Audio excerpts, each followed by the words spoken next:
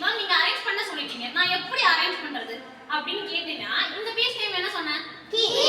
நீங்க தானே மெயின். இந்த போர்டுக்கு யாரு கிங்? இவங்க தானே கிங். இவங்க எந்த இடத்துல இருப்பாங்கன்னு சொல்லுங்க. யார் சொல்லுவீங்க?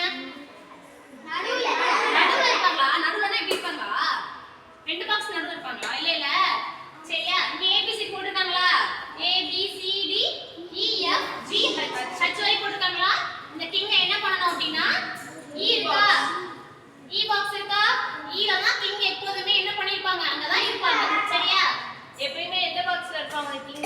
E ல தான் கிங்ல இருப்பாங்க. D ல என்ன இருப்பாங்க? குயின். சரியா? குயின் எங்க இருப்பாங்க? D ல இருப்பாங்க. இப்போ ஒருவேளை உனக்கு வந்து ஒயிட் பிளாக் அப்படி கொடுக்கலாமா இருந்தாங்கன்னா A1 H1 அப்படி இருக்கும். அந்த சைடுல என்ன பண்ணணும்? ஒயிட் காயின்ஸ் அரேஞ்ச் பண்ணணும். ஒருவேளை நீ ஒயிட் அப்படி எழுதாம இருந்தாங்கன்னா A1 ன்னு இருக்கு பாரு. A1 அப்படி இருக்கா? அந்த சைடுல என்ன பண்ணணும்? ஒயிட் காயின்ஸ் அரேஞ்ச் பண்ணணும். கொடுக்கலனா கொடுத்துருப்பாங்க. இந்த மாதிரி போர்டுல எல்லா போர்டையும் கொடுத்துருப்பாங்க. அப்படி கொடுக்காம சின்ன போர்டு யாராவது வச்சிருந்தீங்கன்னா அதுல எப்படி கண்டுபிடிக்கணும்னா இந்த A1 ன்னு இருக்கும். அந்த சைடுல என்ன பண்ணணும்? ஒயிட் காயின்ஸ் அரேஞ்ச் பண்ணணும். ஓகேவா? இந்த A8 ன்னு இருக்க சைடு black coins.